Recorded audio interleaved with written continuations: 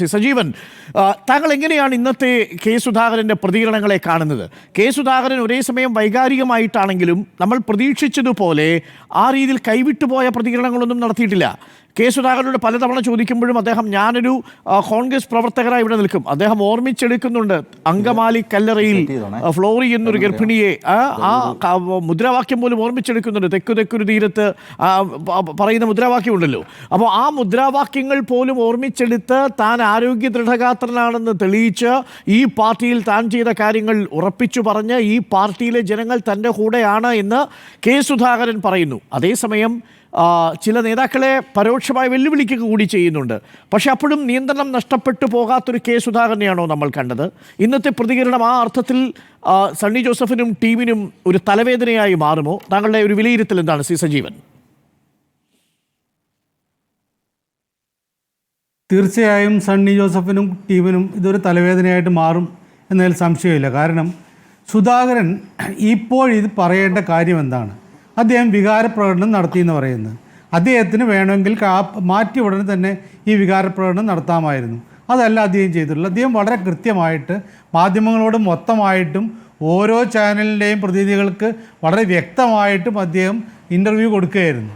അതിലൊക്കെ കാര്യങ്ങൾ അദ്ദേഹം പറയേണ്ടതെല്ലാം പറഞ്ഞിട്ടുണ്ട്. പിന്നീട് ശ്രീകുമാറോട് പറഞ്ഞു സമ്മർദ്ദതന്ത്രം എന്താണ്? അദ്ദേഹത്തിന് ഇപ്പോൾ കിട്ടിയ മറ്റാർക്കും കിട്ടാത്തൊരു വർക്കിംഗ് കമ്മിറ്റി എന്ന് പറയുന്നത് കോൺഗ്രസിൻ്റെ പരമോന്നതമായ സഭയാണ്. ആ സഭയിൽ ഡയറക്ടർ ആയിട്ടുള്ള മെമ്പർ അല്ലെങ്കിൽ പോലും സ്ഥിരം ക്ഷണിതാവാണ്. ഇനി അദ്ദേഹം അപ്പുറത്തേക്ക് എന്ത് ബാർഗൈൻ ചെയ്യാനാണ്? അത് എന്ത് സമ്മർദ്ദത്തിൻ്റെ കാര്യമാണ് ഇവിടെ നടപ്പാക്കേണ്ടത്? അദ്ദേഹം വളരെ കൃത്യമായിട്ട് തന്നെ മാറ്റിയതിൽ ഉള്ള പ്രതിഷേധം അത് കേന്ദ്രത്തോടല്ല ഇവിടെയുള്ള ചില ആളുകളോട് അദ്ദേഹം വളരെ കൃത്യമായി പറയുന്നുണ്ട്. ഖാർഗെജിയോ രാഹുൽജിയോ ഒന്നും എന്നോട് മാറണമെന്ന് പറഞ്ഞിട്ടേ ഇല്ല. ഞാനുമായി നടത്തിയ ചർച്ചയിൽ അങ്ങനെ ഒരു സംഭവമേ ഉണ്ടായിട്ടില്ല. ചില ആളുകളുടെ താല്പര്യം എന്നാണ് പറയുന്നത്. ചില ആളുകളുടെ താല്പര്യം എന്ന് പറയുമ്പോൾ ഇവിടെയുള്ള ആളുകളുടെ സത്യത്തിൽ ഈ മാറ്റത്തിൻ്റെ നേതൃത്വം കൊടുക്കുന്ന അല്ലെങ്കിൽ ഇത്തരം കാര്യങ്ങളുടെ തീരുമാനത്തിൽ നേതൃത്വം കൊടുക്കേണ്ട ആളുകളിൽ ഖാർഗെയും രാഹുലും കഴിഞ്ഞു കഴിഞ്ഞാൽ പിന്നീട് KC വേണുഗോപാലാണല്ലോ. ഈ പറഞ്ഞ രൂപത്തിൽ ഖാർഗെജിയും രാഹുൽജിയും എന്നോട് മാറാൻ പറഞ്ഞിട്ടില്ല എന്ന് പറയുന്ന സുധാകരൻ എന്തുകൊണ്ട് KC വേണുഗോപാലിൻ്റെ പേര് പറഞ്ഞില്ല? അവിടെ ശ്രദ്ധേയമാണ്. മാത്രമല്ല ചില ആളുകളുടെ താല്പര്യങ്ങളെന്ന് അദ്ദേഹം വളരെ വ്യക്തമായിട്ട് പറയുന്നുണ്ട്. അതിനൊക്കെ അപ്പുറത്തുള്ള കാര്യങ്ങൾ ഞാൻ ഇവിടെ തന്നെ ഉണ്ടാകും, ഞാൻ ഇവിടെ പ്രവർത്തിക്കും എന്നൊക്കെ പറയുമ്പോഴും അദ്ദേഹത്തിൻ്റെ പ്രവർത്തനം അത് ചില സൂചനയായിട്ടാണ് എനിക്ക് തോന്നുന്നത്. കാരണം എന്നെ അങ്ങനെ ഒതുക്കിയിട്ട് നിങ്ങൾ അങ്ങനെ വിലസാൻ പോകേണ്ട, വിലസാൻ നോക്കേണ്ട എന്നുള്ള കൃത്യമായ സൂചനയായിട്ടാണ് എനിക്ക് തോന്നിയിട്ടുള്ളത്. കാരണം അദ്ദേഹത്തിൻ്റെ വികാരപ്രകടനമാണെങ്കിൽ അദ്ദേഹം പറയേണ്ട പല കാര്യങ്ങളുണ്ട്. എന്തിന് എന്നെ മാറ്റിയെന്ന് അദ്ദേഹത്തിൻ്റെ ഈ സ്ഥാന മാറ്റത്തിൻ്റെ ദിവസം പോലും അദ്ദേഹം നടത്തിയില്ല പ്രസംഗത്തിൽ മുതൽ ചോദിക്കുന്നതാണ്. എന്നെ മാറ്റിയത് എന്തിനാണ്? ഞാനിവിടെ അദ്ദേഹം ഇന്ന് പറഞ്ഞൊക്കെ KSUവിൻ്റെ പ്രവർത്തനം വളരെ സജീവമാക്കി തീർത്തു തുടങ്ങിയിട്ട് അദ്ദേഹം ഓരോ കാര്യങ്ങളും അക്കമിട്ട് പറയുന്നുണ്ട്. എന്നിട്ടും മാറ്റിയതിൻ്റെ കാരണങ്ങളെക്കുറിച്ചാണ് പറയുന്നത്. ദീപാദാസ് മുൻഷിയുടെ റിപ്പോർട്ടിനെ കുറിച്ച് പറയുന്നുണ്ട്. ആ റിപ്പോർട്ട് വളരെ കൃത്യമായിട്ട് അതിനൊക്കെ നിശിതമായിട്ട് അദ്ദേഹം വിമർശിക്കുന്നുണ്ട്. ആ റിപ്പോർട്ട് ഇവിടെ ചില ആളുകളുടെ താല്പര്യപ്രകാരം ഉണ്ടാക്കിയതാണെന്നുള്ള സൂചന അതിലൂടെ വരുന്നുണ്ട്.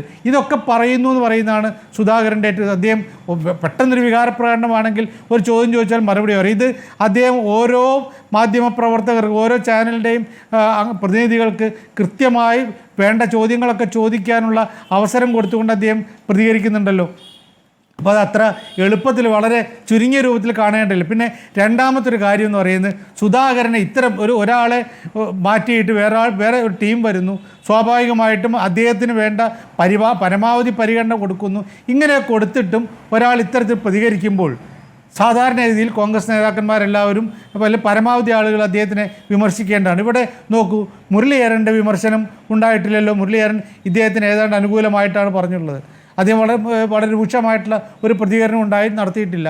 മാത്രമല്ല ഇദ്ദേഹത്തിന് ചില അഭിപ്രായങ്ങളാണ്, വിഷമങ്ങളാണ് പറഞ്ഞതെന്നൊക്കെ പറഞ്ഞാണ് മുരളീധരൻ അവസാനിപ്പിക്കുന്നത്. ഈ രമേശ് ചെന്നിത്തലയുടെ നോക്കൂ, ഞാൻ ഇപ്പോഴത്തെ ഘട്ടത്തിൽ തെരഞ്ഞെടുപ്പ് സാധാരണ പ്രവർത്തകരുടെ തെരഞ്ഞെടുപ്പായിട്ടുള്ള തദ്ദേശ തെരഞ്ഞെടുപ്പൊക്കെ വരുന്നതിൻ്റെ ഈ ഘട്ടത്തിൽ ഞാൻ ഇപ്പോൾ ഒരു അഭിപ്രായം പറഞ്ഞുകൊണ്ട് ഒരു പ്രശ്നങ്ങൾ ഉണ്ടാക്കാൻ ശ്രമിക്കുന്നില്ല എന്നാണ് അദ്ദേഹം പറഞ്ഞത്. അദ്ദേഹത്തിന് സത്യത്തിൽ പറയാവുന്ന എന്തായിരുന്നു? സുധാകരൻ ഇങ്ങനെ പറയാൻ പാടില്ലായിരുന്നു.